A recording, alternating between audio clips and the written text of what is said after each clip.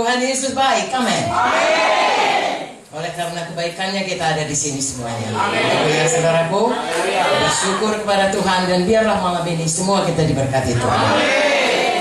Saya mulai dengan satu cerita. Saudara suka cerita? Ya, biasanya semua suka cerita. Ya, ini cerita yang benar-benar terjadi, tapi tidak di negeri kita ini, tidak di Papua, dan tidak juga di bagian Indonesia lainnya, tapi di Amerika. Diceritakan mengenai dahulu Amerika itu suka mendatangkan orang-orang dari Afrika untuk dijadikan budak. Ya, tentunya bangsa Afrika yang mereka sebut dengan bangsa Negro. Saudaraku, mereka dijadikan budak dan diperlakukan dengan sangat tidak manusiawi. Dijual, lalu diperlakukan sukati. Dan kadang-kadang mereka juga diculik.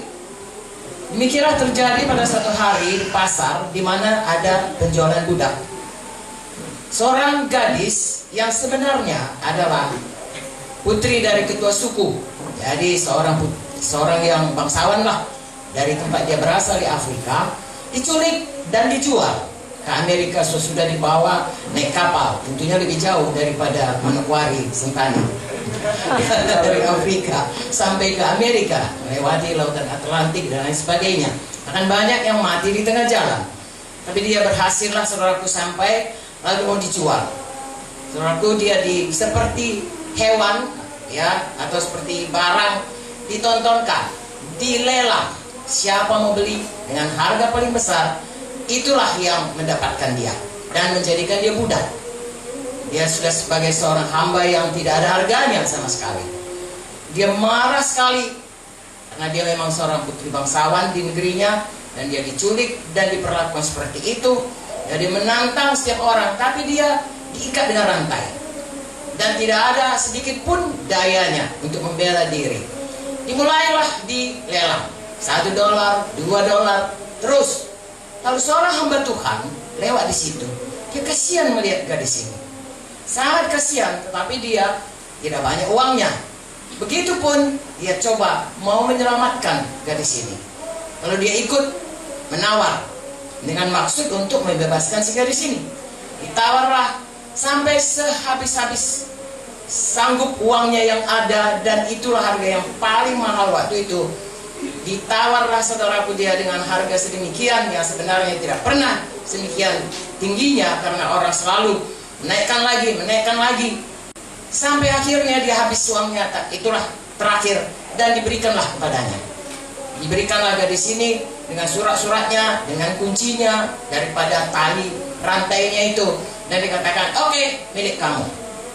Hamba Tuhan ini membawa gadis ini keluar dari tempat lelang itu, keluar daripada kampung itu, desa itu, tempat ada pelelangannya.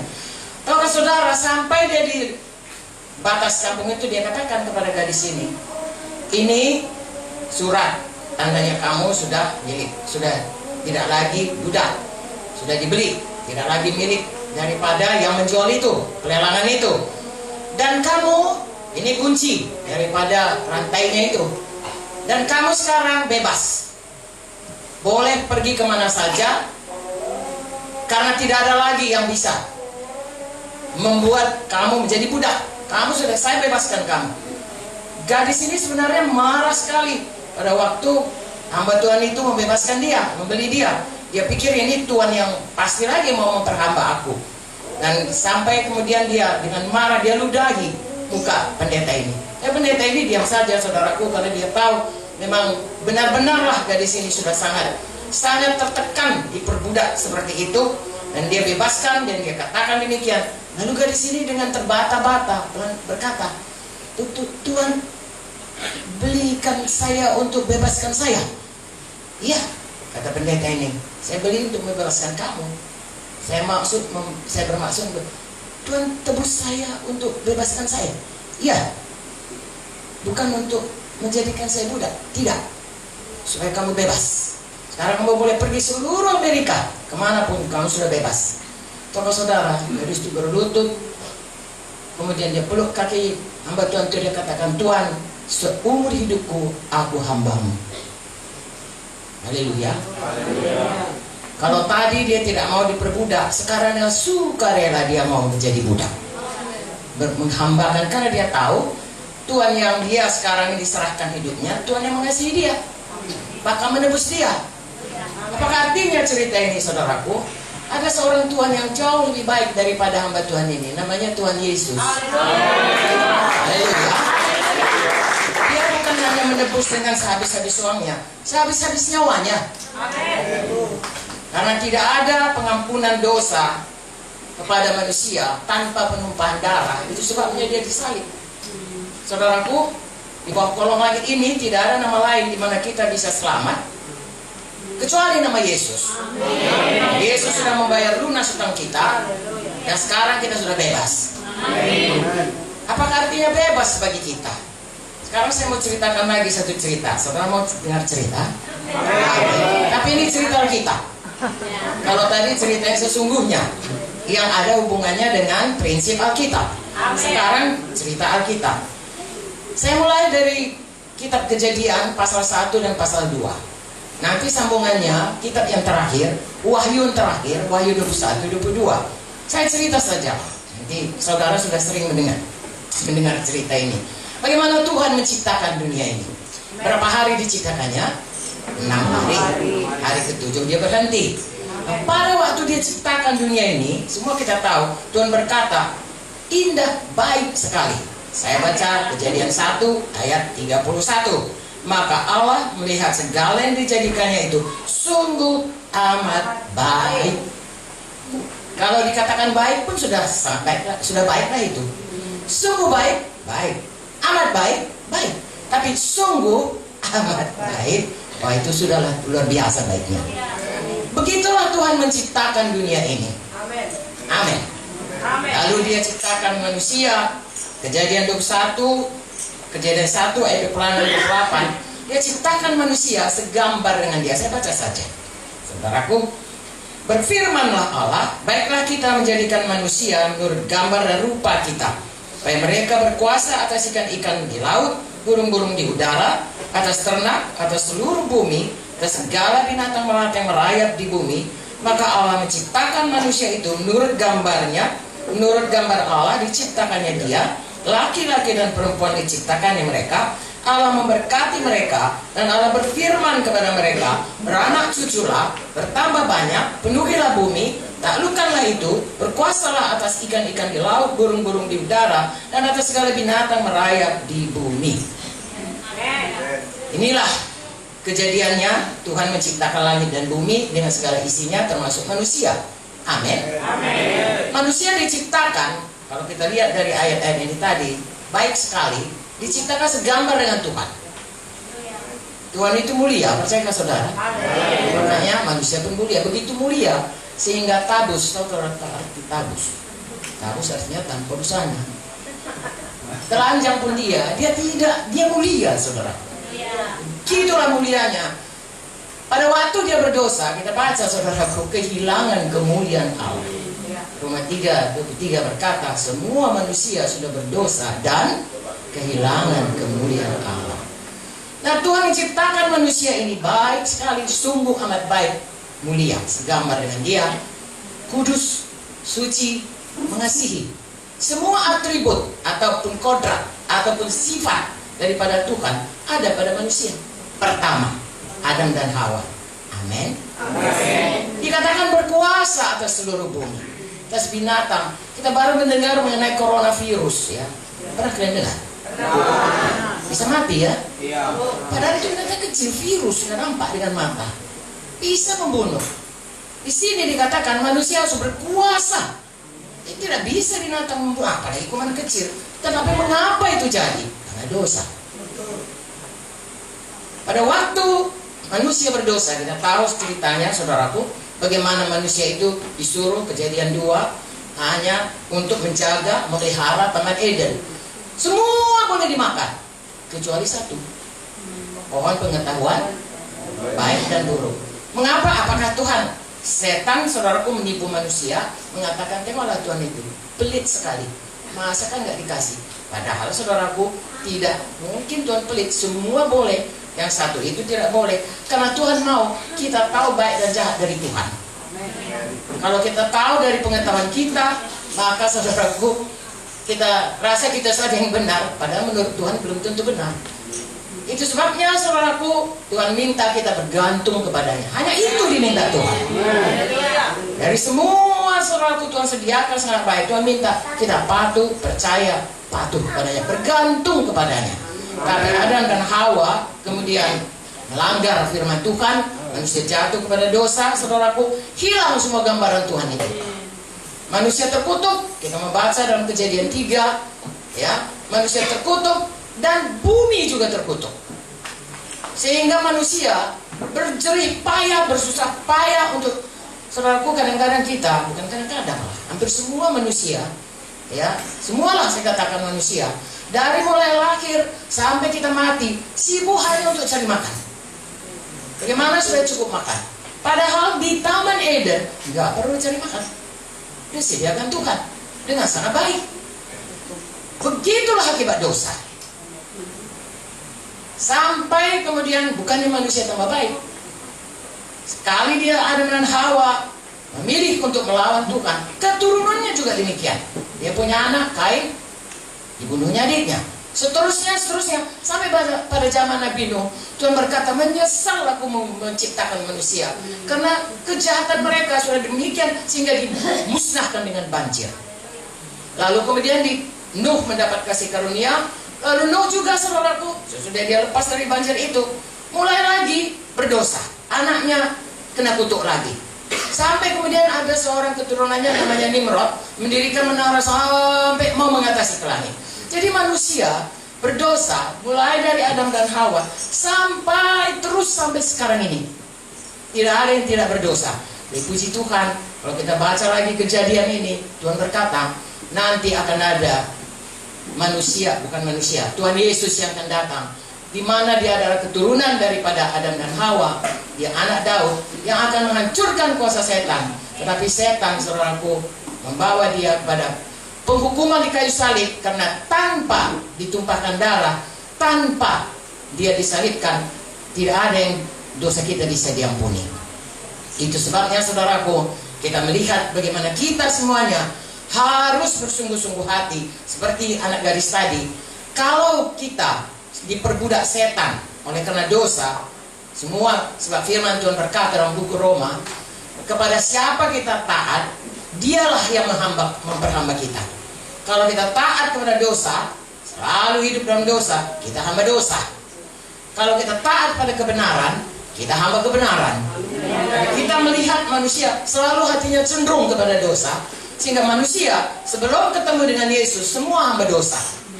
Tapi sekali lagi Yesus datang supaya membebaskan kita dari perhambaan dosa dan membuat semua kita menjadi hamba kebenaran.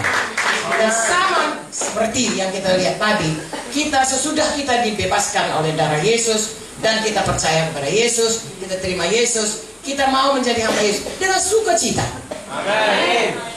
dengan sukarela, dengan ucapan syukur, dengan tidak terpaksa, tetapi dengan berkata, Tuhan, karena Engkau sudah mengasihi aku lebih dulu, aku mau mengasihi.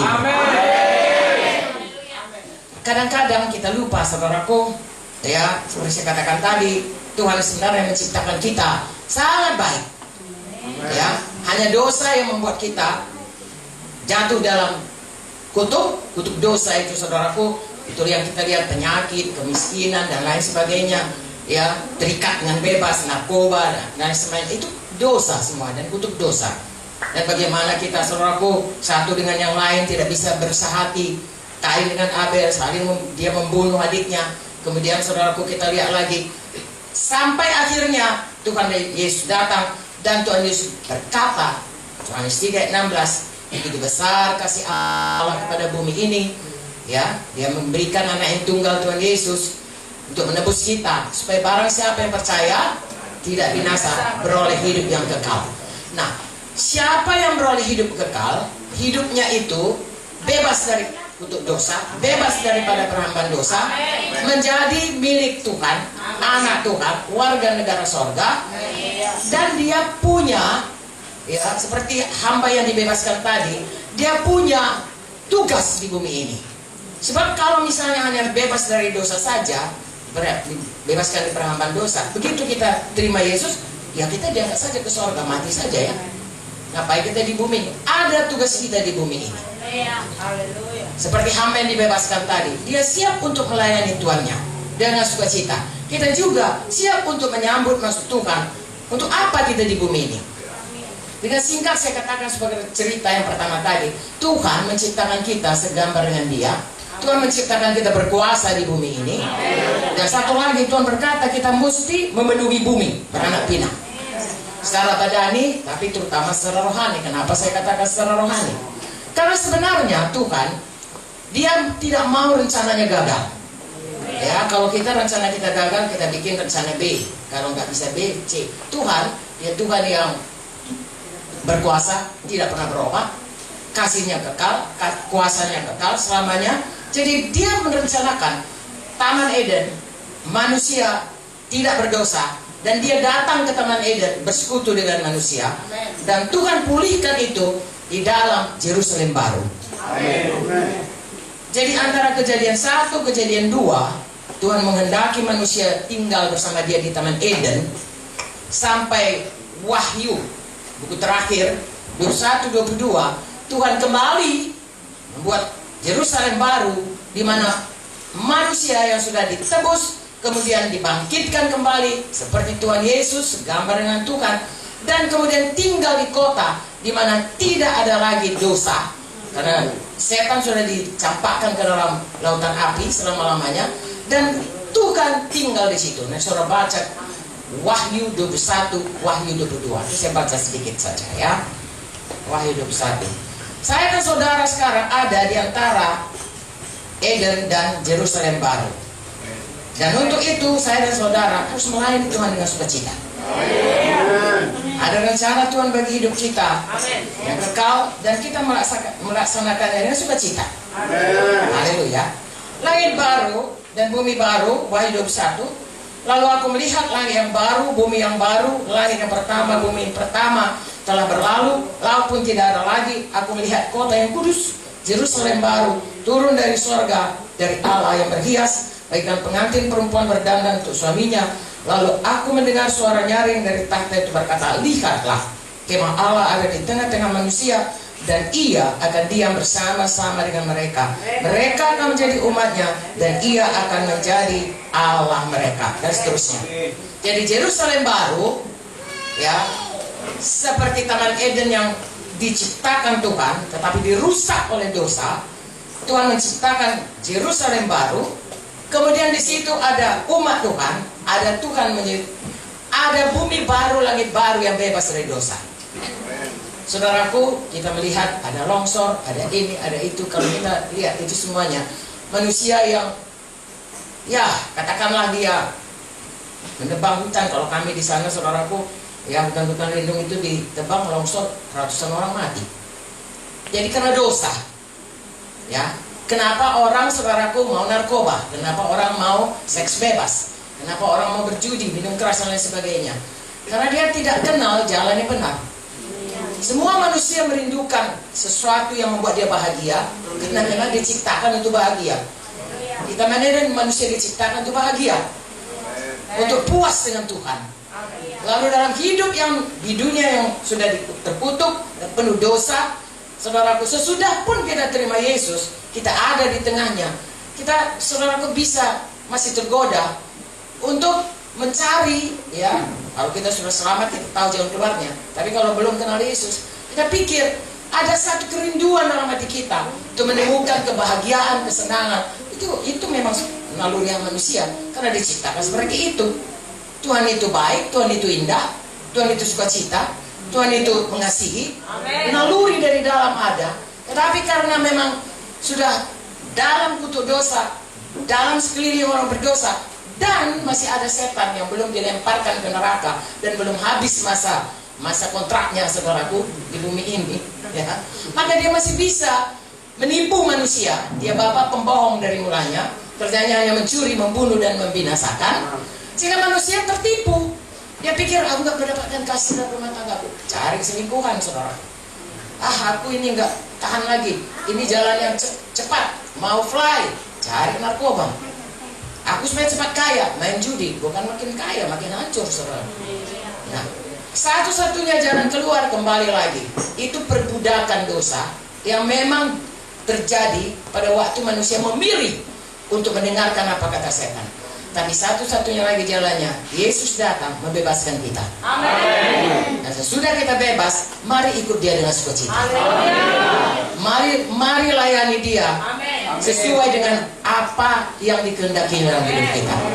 Amin. Saudaraku, Tuhan berkata kita mau diciptakan segambar dengan Dia. Saya dan saudara harus berubah tiap hari. Amin. Amin. Ada banyak ayat, saya tidak akan mengajari para hamba Tuhan di sini. Semua kita dan kita punya Roh Kudus dan punya firman. Amin. Yang bisa membuat kita terus mengerti jalan Tuhan. Dan tidak lagi, saudaraku, saya dan saudara bisa seperti Adam dan Hawa, masih terus bisa ya memilih, mau memilih Tuhan atau mau memilih setan, mau memilih hidup benar atau mau memilih hidup berdosa, mau patuh pada firman atau mau melanggar firman. Kita yang memilih. Tapi bedanya kalau kita belum punya Yesus, kita nggak punya seperti budak tadi, nggak punya kemampuan.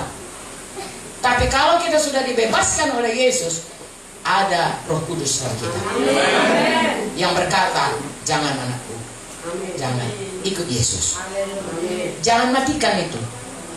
Amin, saudaraku. Ada firman Tuhan, jangan matikan. Dan ada pendeta saudara, ada abang-abang rohani saudara, ya, yang akan memberi nasihat. Dengarkan baik-baik, itu gunanya ada gereja. Amen. Supaya dalam gereja ada seperti keluarga.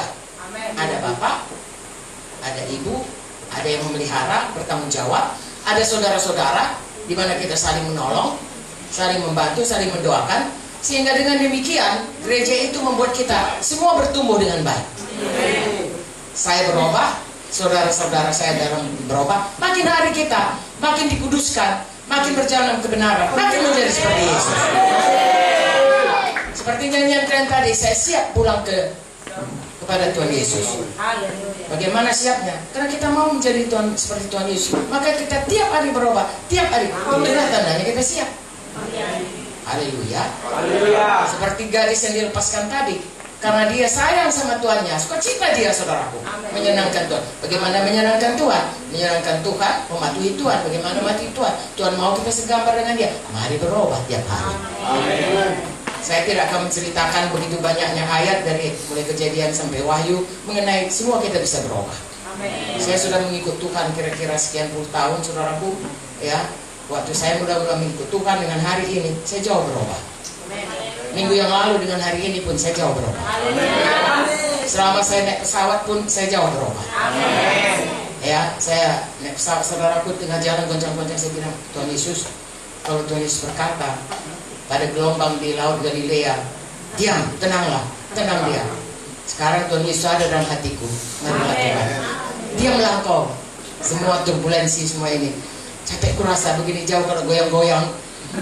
Tuhan, berikanlah supaya kuasamu itu jadi. Saya katakan, diam kau semuanya. Angin ribut, tercampak kau semua ke lautan. Tahukah saudara? Goyangnya berhenti, saudaraku.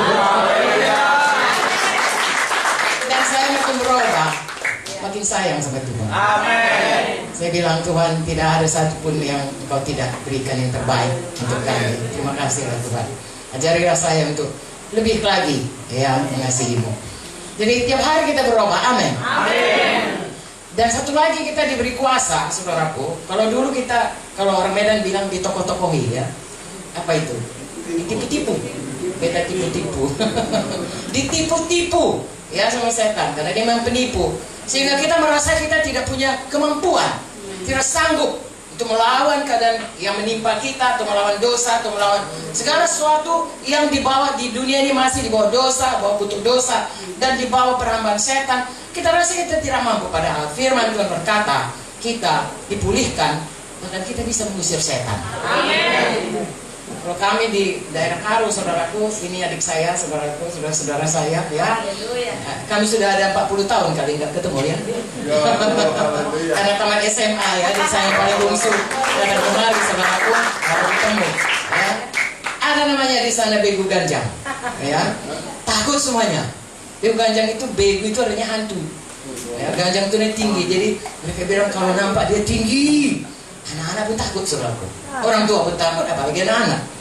Tapi, saudaraku, di dalam Yesus kita punya kuasa mengusir setan.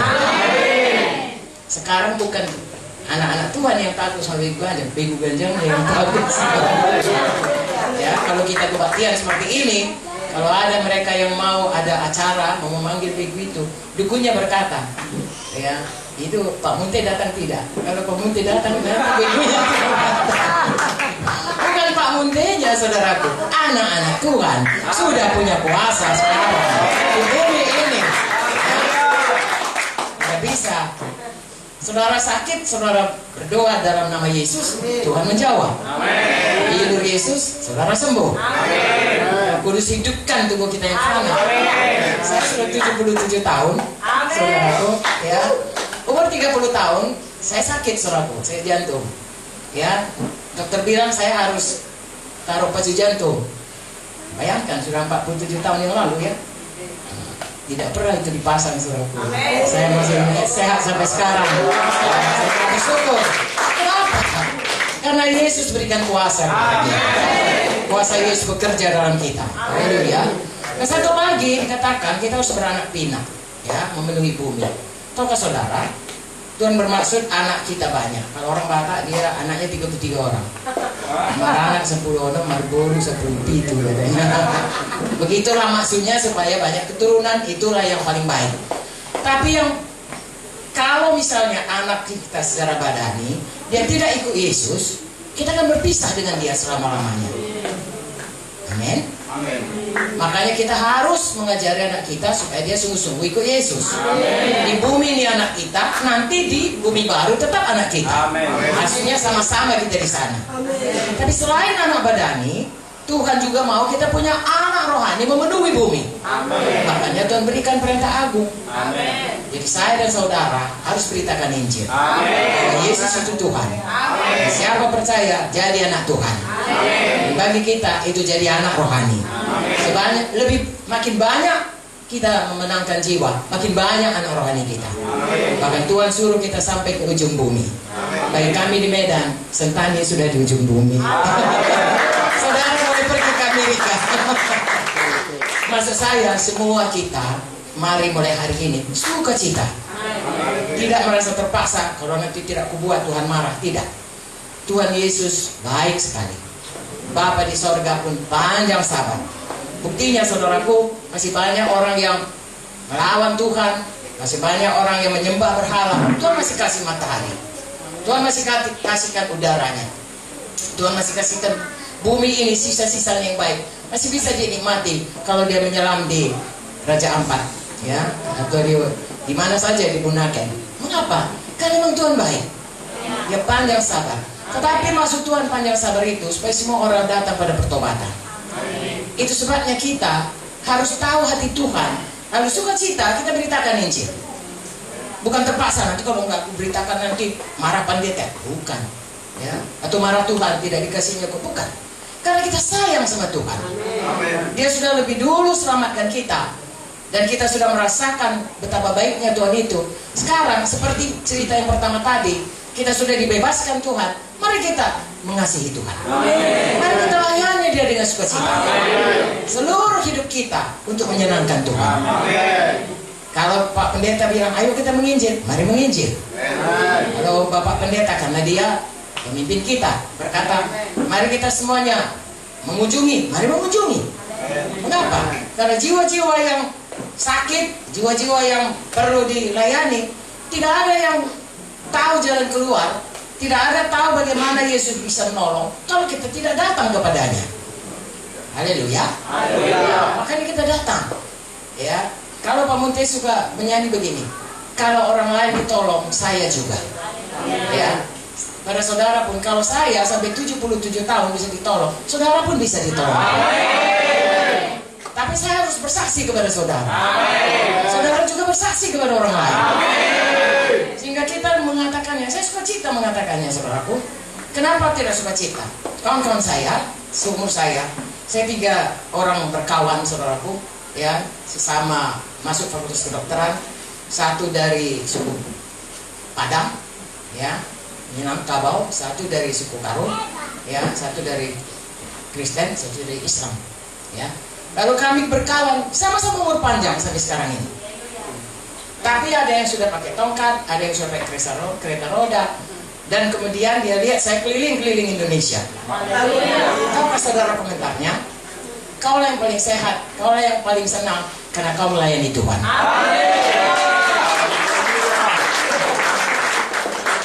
Dulu dia marah kepada saya.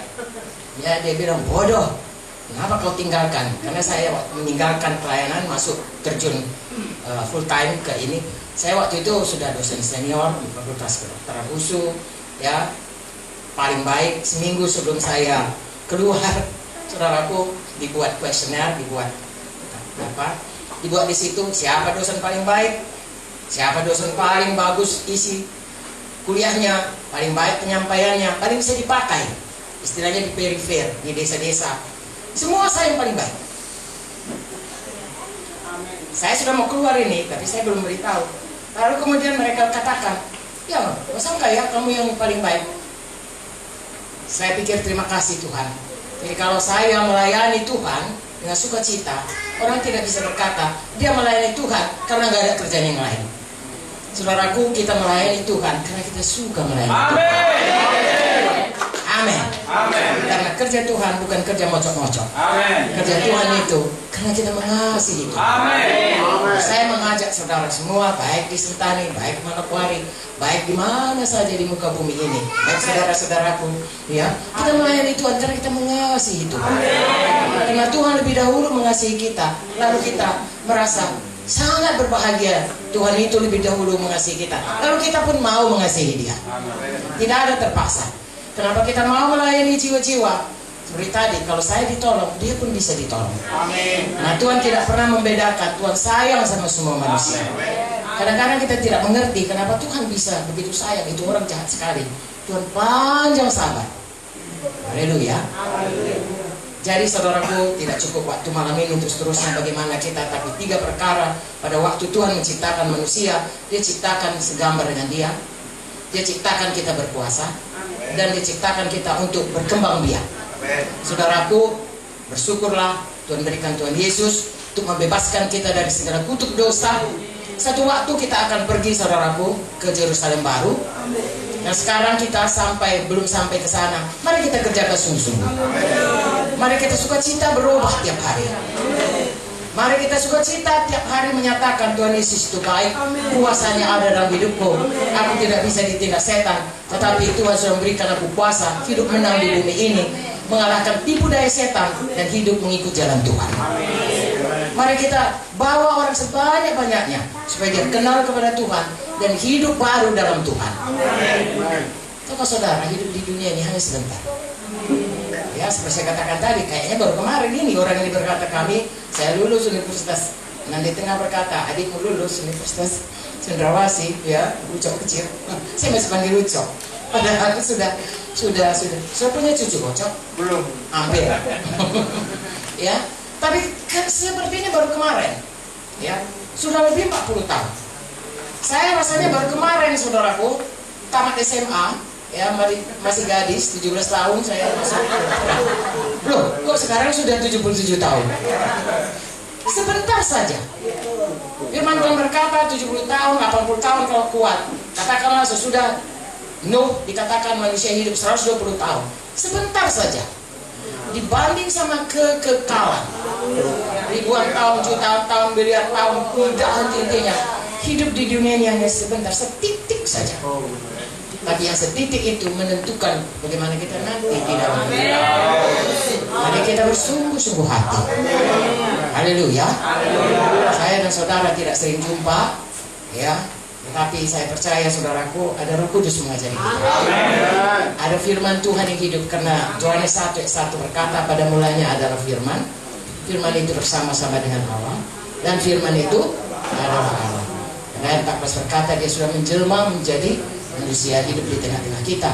Saudaraku, Tuhan Yesus adalah firman yang hidup. Alkitab ini adalah firman yang tertulis. Hiduplah saudara seturut selalu dengan firman. Apapun kata orang, dengar saya, apapun kata orang, kata Tuhan yang betul. Semua orang katakan kita baik, kalau Tuhan berkata kita jahat, jahatnya itu semua. Karena kita diterangkan mengenai seorang anak muda yang mencari uang kaya, saudaraku. Ya, dia berkata, senangkanlah jiwamu, cukup uangmu, mungkin sampai 7 turunan. Tuhan berkata, hai bodoh, kalau malam ini nyawamu diambil daripadamu, mana itu semua? Nah, saudaraku, kalau ditanya orang, pasti orang katakan itu orang berhasil, sukses. Ada 7 turunan hartanya, dan orang berkata, anakku, kau turutlah si anu itu. Tapi kalau Tuhan berkata bodoh, bodohlah itu. Karena Tuhan berkata, dia kaya secara materi, tapi miskin dalam kerajaan sorga. Sayang, Tuhan mau kita kaya, senang seperti Taman Eden di bumi ini dan nanti di Yerusalem. Haleluya. Saya ingin meninggalkan saudara di Setani, tapi kita sama-sama sukacita. Sukacita melayani Tuhan. Haleluya. Sukacita sudah diberkati Tuhan. Amin. Sudah dibebaskan Tuhan. Amin. Punya waktu di bumi ini untuk menyenangkan Tuhan. Haleluya. Adakah saudara diberkati? Haleluya. Punya iman setahun lagi saya datang. Saudara, kapan saja kita semua sudah bertumbuh semuanya. Amin. Ya, adik-adikku masih di sini setahun lagi. Tuhan menentukan di mana saja, biarlah kita diberkati. Haleluya. Tuhan berkati. Mari kita angkat tangan kita kepada Tuhan. Sama-sama kita berdoa. Katakan, Tuhan Yesus, saya percaya firman. Engkau sudah membebaskan saya dari kutuk dosa. Tuhan mau memberkati saya selama saya di dunia ini. Saya bebas dari peramban dosa. Saya hamba-Mu Tuhan. Seluruh hidup saya dengan sukacita, dengan sukarela, saya serahkan padamu untuk menyenangkan Engkau, melayani Engkau, bukan terpaksa Tuhan. Karena Engkau sendiri sangat mengasihi saya. Seluruh hidupku bersukacita melayani Engkau, menyampaikan maksud-Mu dalam hidup saya. Tolong saya Tuhan, setia kepadamu.